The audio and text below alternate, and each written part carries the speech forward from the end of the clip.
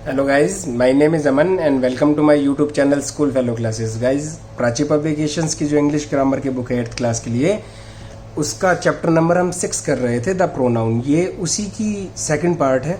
इससे पहले वाले वीडियो में हमने प्रोनाउन की डेफिनेशन देखी थी, इसके काइंड्स के बारे में कुछ बात की थी और पर्सनल प्रोनाउन को डिटेल में हमने किया था। उससे रिलेटेड कुछ रूल थे जो आपने याद रखने थे। आई होप कि आपने याद कर लिए होंगे और उसके बाद आप ये सेकेंड वीडियो देख रहे होंगे।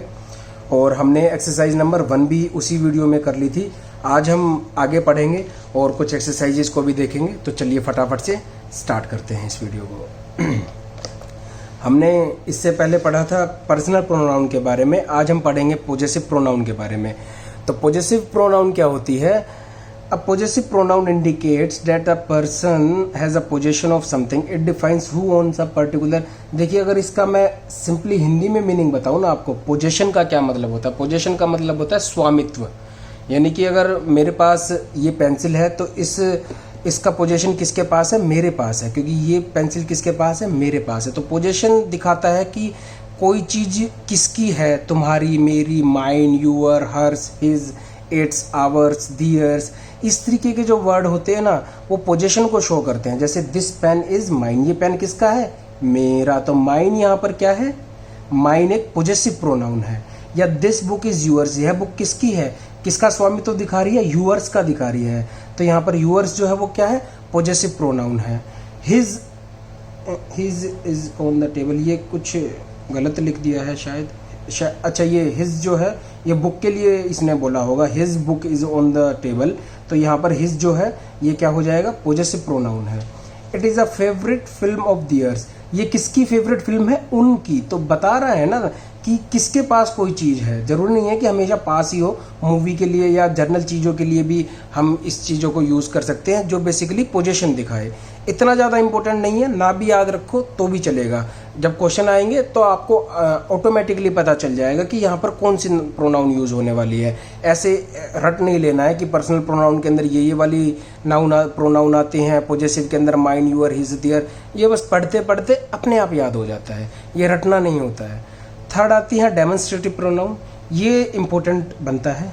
देखिए, जो इम्पोर्टेंट है वो मैं आपको बताऊंगा और जो याद करने की चीज़ है रूल्स के अंदर वो भी मैं आपको बताऊंगा। और मेरी सलाह आपको यही है कि सब जो मैं बोलूँ कम से कम आप वो तो याद रखिए ही, क्योंकि मैं खुद ही इस चीज़ के फेवर में हूँ कि कम से कम आपको याद रखना पड़े, क्योंकि याद रखा हुआ भूल जाता है इंसान और समझा हुआ वो ज़िंदगी भर याद रखता है। तो समझने की कोशिश करेंगे डेमोन्स्ट्रेटिव प्रोनाउन को, और अगर कुछ ऐसा हमको मिलता है कि जो याद रखना पड़े तो हम उसको याद भी रखेंगे। A demonstrative pronoun points out and identifies a noun or pronoun. This and these refers to things that are nearby either in space or time. देखिए, बहुत बार हम कंफ्यूज हो जाते हैं कि यहाँ पर हम this यूज़ करें, that यूज़ करें, these यूज़ करें या those यूज़ करें। देखिए क्या होता है, this जो होता है ना, this उन चीज़ों के लिए यूज़ होता है जो हमारे पास में रखी हुई होती है। जैसे ये पेंसिल है तो दिस पेंसिल इज़ माइन, या गिव मी दिस पेंसिल। लेकिन ये पेंसिल मुझसे कहीं दूर रखी है, स्पेस में या टाइम में। जैसे टाइम होता है ना, हाल फिलहाल में कोई चीज़ हुई हो तो, और या फिर कोई बहुत लंबे पहले चीज़ हुई हो तो उसके लिए यहाँ पर ये टाइम आया है। और स्पेस मतलब जगह में, मतलब ये मेरे पास रखी है और कहीं मैं इसको दूर फेंक दूँ तो ये मुझसे दूर हो जाएगी स्पेस में। ये कंसेप्ट है स्पेस और टाइम का। इसको देख कन्फ्यूज़ मत होना, कुछ नहीं है ये। तो देखिए, जो पास जो चीज़ें होती हैं उनके लिए दिस यूज़ होता है, और जो दूर जो चीज़ें होती हैं उनके लिए डैट यूज़ होता है। और दिस का जो प्लूरल है वो दीज होता है, और डैट का जो प्लूरल है वो दोज होता है। अगर बहुत सारी चीज़ें हैं जो मेरे पास रखी हुई हैं तो वो क्या हो जाएंगी? दीज हो जाएंगी, क्योंकि दिस से ही दीज आता है। और दोज उन चीज़ों के लिए यूज़ करेंगे जो काफ़ी सारी क्वांटिटी में है, प्लूरल हैं और हमसे दूर हैं स्पेस में या टाइम में। बाकी जब हम क्वेश्चंस करेंगे तो हम इसको और कंसेप्ट में पढ़ेंगे। या जैसे एग्जांपल आप देख लीजिए, दीज आर माई बुक्स। अब यहाँ पर वो अगर दोज लिख देता, those are my books, those are my books. देखिए, दोनों ही सेंटेंस ठीक हैं, बस इनको सेंस अलग हो जाएगी। दीज आर माई बुक्स का मतलब है कि ये मेरी किताबें हैं। दोज आर माई बुक्स का मतलब है कि वो मेरी किताबें हैं। वो कौन सी? जो हमसे दूर रखी हुई है, जो हमसे दूर रखी हुई है। डैट और दोज दूर वाली चीज़ों के लिए आता है, बस ये सिंगुलर के लिए आता है, सिंगुलर चीज़ों के लिए, और दोज प्लूरल चीज़ों के लिए। सेम उसी तरीके से दिस और दीज पास रखी हुई चीज़ों के लिए यूज होते हैं। दिस जो है सिंगुलर चीज़ों के लिए और दीज जो है प्लूरल चीज़ों के लिए। या जैसे यहाँ पर और एग्जाम्पल गिवन है, आई वॉन्ट दीज, आइसक्रीम्स कह लीजिए या बुक्स कह लीजिए या पेन पेंसिल, कुछ भी यहाँ पर नहीं है तो भी कोई बात नहीं। शी वॉन्टेड दोज, तो ये जस्ट नॉर्मल एग्जाम्पल है। तो दीज और दोज का हम बात कर रहे थे। ये दोनों सेंटेंसेस सपोज कीजिए, एक ये सेंटेंस लीजिए और एक ये सेंटेंस लीजिए। तो दीज जो ये इस सेंटेंस में ये बता रहा है कि कुछ बुक्स हैं जो उसके पास रखी हुई हैं, और इस दोज वाले सेंटेंस में बुक्स जो है वो दूर रखी हुई हैं। तो अगर दीज नेक्स्ट टाइम से आपको मिलेगा तो एक आप अच्छे से सेंस बना पाएंगे कि स्पीकर जो है वो किस चीज़ के बारे में बात कर पा रहा है। तो इसलिए ये हम जर्नल लाइफ में भी, हमारी डे टू डे में भी हम दिस, दोज, दैट, दीज ये यूज़ करते हैं, तो ये जानना ज़रूरी है। और अगर कोई भी आप नॉर्मली पैराग्राफ लिखेंगे तो कहीं ना कहीं आपको दिस या दैट, दोज का, इनका यूज़ आपको करना ही पड़ेगा। तो क्यों ना इनको सीख ही लिया जाए। और डेमोन्स्ट्रेटिव का छोटा सा ही कंसेप्ट था, एक एक्सरसाइज थी जो मैंने देखी थी, डेमोन्स्ट्रेटिव प्रोनाउन के ऊपर ही थी। तो चलिए सबसे पहले उसी को करते हैं। अब देखना कितना इजी हो जाएगा, ये तो बहुत ही ज़्यादा इजी एक्सरसाइज है। एनसर्कल द डेमोन्स्ट्रेटिव प्रोनाउन, सिर्फ डेमोन्स्ट्रेटिव प्रोनाउन, तो शायद इनमें और भी बहुत सारी मिलने वाली हैं, लेकिन हमको कौन सी मार्क करनी है या कौन सी अंडरलाइन करनी है, जो कौन सी हैं डेमोन्स्ट्रेटिव है। तो देखिए फटाफट से करते हैं इसको। दिस इज हिज पेन, यहाँ पर दिस आ गया, बट डैट इज माइन, यहाँ पर डैट आ गया। दिस हाउस इज हर्स, तो बट डैट इज दियर्स, तो यहाँ पर डैट हो गया। तो अगर हम हिंदी समझने की कोशिश करें तो चलिए मैं आपको एक दो एक्सप्लेन कर देता हूँ। दिस इज हिज पेन, यहाँ पर जो दिस आया है यानी कि मेरे पास कोई पेन रखा है, मैं उस पेन के बारे में बोल रहा हूँ कि ये पेन किसका है, उसका है। हालांकि यहाँ पर हिज भी एक क्या है, हिज भी एक प्रोनाउन है, लेकिन हिज को हमने सर्कल क्यों नहीं किया, क्योंकि ये डेमोन्स्ट्रेटिव नहीं है। जी हाँ, तो हमको ऐसे तो माइन भी यहाँ पर है, माइन भी देखिए अभी अभी हमने किया था पॉजेसिव प्रोनाउन के अंदर, माइन भी एक प्रोनाउन है, लेकिन हमको कौन सी मार्क करनी है गाइज, हमको सिर्फ वही मार्क करनी है जो डेमोन्स्ट्रेटिव है। तो डेमोन्स्ट्रेटिव बहुत ज़्यादा तरीके की नहीं होती, दिस, दोज, दैट, दीज। तो this is my sister, those are her dogs, ये मेरी सिस्टर है, मतलब मेरे पास में मेरी सिस्टर खड़ी हुई है, तो मैं किसी को इंट्रोड्यूस कर रहा हूँ कि दिस इज़ माई सिस्टर। और कहीं दूर डिस्टेंस में कोई कुत्ते हैं तो मैं उनको बता रहा हूँ कि दोज आर हर डॉग्स। तो इस तरीके से दीज और दोज का यूज़ होता है। अब यहाँ पर डैट का यूज़ नहीं कर सकता मैं, या दिस का यूज़ नहीं कर सकता, दिस का तो बिल्कुल ही नहीं कर सकता और डैट का भी नहीं कर सकता। क्यों नहीं कर सकता, क्योंकि सबसे पहली बात तो ये क्या है, प्लूरल है। क्या है, प्लूरल है। तो प्लूरल के साथ या तो दीज आएगा या दोज आएगा, वो सेंस के हिसाब से होता है। अगर सपोज कीजिए कुत्ते उसके पास ही होते तो उसको वो क्या बोलता, दीज आर हर डॉग्स। यहाँ पे दोस्त क्या दिखा रहा है, दोस्त भी ठीक है, दोस्त स्पीकर ये बता रहा है कि कुछ कुत्ते दूर खड़े हुए हैं जो कि किसके हैं, हर के हैं, उसके हैं। तो दोज यहाँ पर बिल्कुल ठीक है और दोज यहाँ पर डेमोन्स्ट्रेटिव प्रोनाउन है।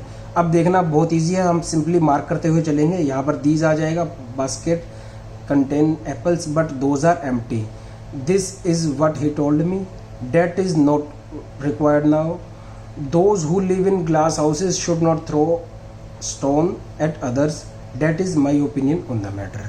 देखिए सिंपली अगर आपको कोई डाउट लगता है, मुझे तो नहीं लगता कि आपको कोई डाउट आएगा इसके अंदर, अगर फिर भी आपको मैंने थोड़ा जल्दी समझा दिया, कोई ऐसा इसमें खास समझाने का था नहीं।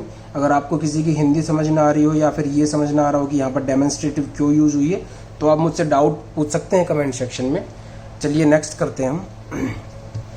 नेक्स्ट हम आज यही करेंगे, इंटरोगेटिव प्रोनाउन है, और इंटरोगेटिव प्रोनाउन की फिर एक एक्सरसाइज भी यहाँ पर गिवन है। छोटा सा ही टॉपिक है, बहुत ज़्यादा बड़ा नहीं है, तो चलिए फटाफट से इसको करते हैं। और अगर टाइम बचेगा, वीडियो ज़्यादा लंबी नहीं हुई, तो हम एक प्रोनाउन और भी कर लेंगे।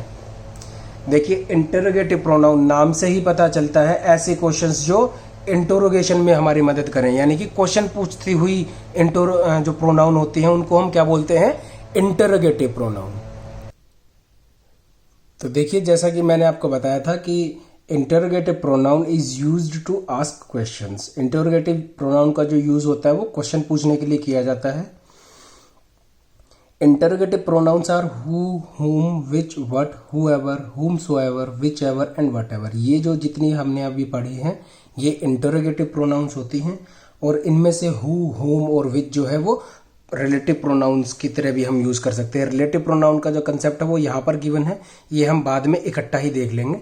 अभी हम इंटरोगेटिव प्रोनाउंस के बारे में ही बात करते हैं। देखिए, इंटरोगेटिव प्रोनाउंस जो है ना, पेपर के हिसाब से तो इम्पोर्टेंट बनती ही हैं, एग्जाम के पॉइंट ऑफ व्यू से डेफिनेटली इम्पोर्टेंट है अगर गिवन है तो, लेकिन ये ऐसा कंसेप्ट है जो आपको डेली लाइफ में भी यूज में आएगा। आपके रीडिंग स्किल्स इंप्रूव और खासकर राइटिंग स्किल्स इंप्रूव करने के लिए तो ये आपको कंसेप्ट पता ही होना चाहिए। कई बार जब आप एग्जाम लिख रहे होते हैं, अपने मन से आप क्वेश्चन बना करके जब लिखते हैं तो आप ऐसी चीज़ों में अटक जाते हैं कि यहाँ पर विच का यूज़ होगा या वट का यूज़ होगा या हु का या हुम का यूज़ होगा। तो उस डाउट को आज हम हमेशा के लिए ख़त्म कर देंगे। तो देखिए, समझते हैं क्या होता है कि हु और हुम और समटाइम्स विच, कभी कभी which are used to refer people. क्या होता है कि हु और हुम जो है ना, वो तो आते हैं पीपल के लिए, जैसे आपके लिए, मेरे लिए। जब हमको रेफर करना होगा तो हमारे लिए क्या आते हैं, हु और हुम। और रेयर केसेस में कभी कभी समटाइम्स विच का भी यूज हो जाता है। जब आएगा तब हम उसको भी देख लेंगे। और 99 केसेस में विच और ज़्यादातर केसेस में वट का जो यूज है वो हम किसके लिए यूज करते हैं, थिंग्स के लिए या एनिमल्स के लिए। एनिमल्स तो आपको पता ही है क्या होते हैं, और थिंग्स जैसे कोई नॉन लिविंग थिंग्स हो गई, जैसे ये पेंसिल है या ये पेन है, यहाँ पर ये क्या है, थिंग्स हैं। इन सब चीज़ों के लिए हम विच या व्हाट यूज़ करते हैं। और जब पीपल को रेफर करना होता है तो हम हु या होम यूज़ करते हैं, या सम केसेस में, रेयर केसेस में हम विच का भी कभी कभी यूज़ कर लेते हैं। तो देखिए, विच इज़ योर हाउस, तुम्हारा घर कौन सा है। तो चीज़ है, घर एक नॉन लिविंग थिंग है, तो थिंग के साथ क्या आ गया, विच आ गया। हु वॉन्टेड टू गो, किसको जाना था, किसको जाना था। तो पर्सन्स के बारे में बात हो रही है ना, पीपल के बारे में बात हो रही है, तो क्या आ गया, हु आ गया। Whom do you want to invite, whom होता है तुम किसको इनवाइट करना चाहते हो, किसको, किसको के लिए आता है whom do you want to invite. तो पर्सन को इनवाइट करेंगे, ऑब्वियस सी बात है। पीपल को हम इनवाइट करेंगे तो पीपल के लिए क्या आता है, हुम आता है। तो यहाँ पर अब आपको पता है कि what do you want to invite नहीं आएगा, या फिर which do you want to invite नहीं आएगा, यहाँ पर हु या हुम से ही कोई वर्ड आएगा। तो ये इस तरीके से हम करेंगे, और इसकी जब हम एक्सरसाइज करेंगे, छोटी सी है, उसमें आपको काफ़ी कुछ क्लैरिटी और भी मिल जाएगी। या व्हाट डिड ही से, उसने क्या कहा, ये तो सिंपल है, इसमें तो आपको कुछ समझाने की जरूरत ही नहीं है। इसमें अब मेरे को ये नहीं बताना पड़ेगा कि आप व्हाट क्यों आ रहा है, ये सिंपली इसकी व्हाट की सेंस बनती है, तो यहाँ पर व्हाट आ गया है। इस तरीके से भी आप हर चीज़ को भी आप रूल से नहीं समझ सकते, जर्नल सेंस भी आप लगाइएगा अपनी, तभी आप इंग्लिश में अच्छे हो पाएंगे। तो यहाँ पर ये एग्जांपल्स गिवन है, और अब हम इसकी एक्सरसाइज करते हैं। एक्सरसाइज नंबर 3 है, fill in the blanks with interrogative pronouns. Interrogative pronouns का यूज करते हुए हमको ये ब्लैंक जो है फिल करने हैं। तो देखिए क्या है, there is a book on the table, whose is it. Whose का मतलब है there is a book on the table, मतलब टेबल के ऊपर एक बुक है, ये किसकी है। किसकी के लिए क्या यूज होता है, whose is it, whose is it. अगला बोलता है dash do you want to do, ये तो अभी अभी हमने यहां पर पढ़ा था, what do you want to do. देखिए, या व्हाट डिड ही से, इसी की तरह इसकी हमने सेंस बनाई है। What do you want to do, तुम क्या करना चाहते हो। इसके बाद है डैश इज यूअर्स, ये यूअर्स ये कंप्लीट नहीं बताया है, क्या यूअर्स। सपोज कीजिए उसने बुक के बारे में बोला है तो क्या हो जाएगा, विच बुक इज यूअर्स। ये कंप्लीट नहीं दिया है, कंप्लीट इसे देना चाहिए था, तो इसके हिसाब से हम विच लिख लेते हैं, ये भी ठीक है। Dash is at the gate, देखिए गेट पे कौन है, तो कौन है मतलब कोई पर्सन होगा ना, तो पर्सन के लिए क्या आता है, हु आता है। ये देखिए, हमको याद भी नहीं रखना पड़ा। अगर आपको पता है कि पर्सन के लिए हु आता है और एकदम से मैं आपको ये क्वेश्चन पूछ लूँ बिना आपको याद करवाए, तो क्या आप बता नहीं पाएंगे, बिल्कुल बता देंगे। Dash do you want to see, ये तो बहुत ही सिंपल है, what do you want to see, what do you want to see, तुमको क्या देखना है। तो ये था हमारा आज का टॉपिक। नेक्स्ट में हम प्रोनाउन के सारे पार्ट कंप्लीट कर लेंगे और कोशिश करेंगे कि एक्सरसाइजेज काफ़ी हद तक हम कंप्लीट कर लें। तो नेक्स्ट वीडियो में आपसे फिर से मुलाकात होगी नए कंटेंट के साथ। तब तक के लिए अपना ख्याल रखना। Goodbye and take care.